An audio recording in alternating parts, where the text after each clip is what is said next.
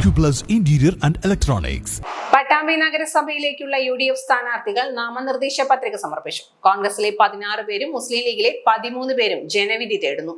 കൽപ്പകയിൽ നിന്നും പ്രകടനമായാണ് സ്ഥാനാർത്ഥികൾ പത്രിക സമർപ്പിക്കാനെത്തിയത്. നാമനിർദ്ദേശ പത്രിക സമർപ്പണത്തിനുള്ള അവസാന ദിവസമാണ് UDF സ്ഥാനാർത്ഥികൾ പത്രിക സമർപ്പിച്ചത്.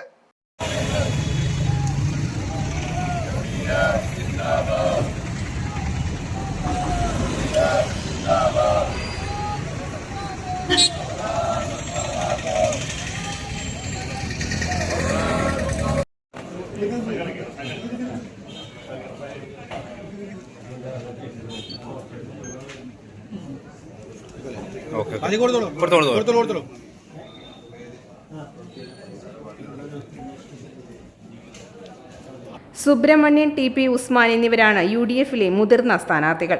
20-ാം വാർഡിൽ നിന്നും മത്സരിക്കുന്ന അലി അഷ്കറാണ് ഏറ്റവും പ്രായം കുറഞ്ഞ സ്ഥാനാർത്ഥി.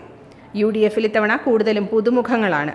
പട്ടാമ്പി നഗരസഭയിൽ UDFിന് അനുകൂല സാഹചര്യമാണുള്ളതെന്നും V4 മുന്നണി കോൺഗ്രസിൽ തിരിച്ചെത്തിയതും നേട്ടമാണെന്നും ഇത്തവണ നഗരസഭാ ഭരണം തിരിച്ചുപിടിക്കുമെന്നും UDF തിരഞ്ഞെടുപ്പ് കമ്മിറ്റി കൺവീനർ ഉമ്മർ കീഴായൂർ പറഞ്ഞു. ഏതായാലും പട്ടാമ്പി നഗരസഭയെ സംബന്ധിച്ചിടത്തോളം UDFിന് വളരെയധികം ശുഭാപ്തി വിശ്വാസമാണുള്ളത്. നഗരസഭ തിരിച്ചു പിടിക്കുന്ന കാര്യത്തിൽ യാതൊരു സംശയവുമില്ല. വളരെ മികച്ച ഭൂരിപക്ഷത്തോടു കൂടി തന്നെ പട്ടാമ്പി നഗരസഭ തിരിച്ചു പിടിക്കും. അതിൻ്റെ ഒന്നാമത് കാരണം ഞങ്ങൾ പാർട്ടി UDF ഒറ്റക്കെട്ടാണ്. അതുപോലെ തന്നെ ഒരു പ്രശ്നങ്ങളോ ഒന്നുമില്ലാതെ ഞങ്ങൾ സ്ഥാനാർത്ഥി നിർണ്ണയമൊക്കെ പൂർത്തിയാക്കി. പിന്നെ B4 മുൻകാലങ്ങളിൽ B4 തിരിച്ച് ഞങ്ങളുടെ കൂടെ ഇപ്പോൾ പാർട്ടിയിലേക്ക് വന്നു. അതുകൊണ്ട് തന്നെ ഞങ്ങൾക്ക് വളരെയധികം ശക്തമായ ഒരു തിരിച്ചുവരവ് പട്ടാമ്പിയിൽ UDF നടത്തുമെന്നുള്ള കാര്യത്തിൽ യാതൊരു സംശയവുമില്ല.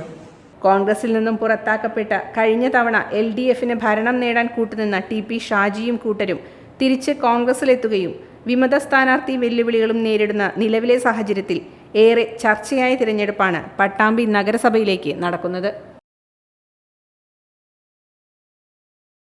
Time kids pre school, Mannannur road, Vaniyamkulam. .View news. കാഴ്ചകളാണ് ലോകം, കണ്ടു തുടങ്ങുക.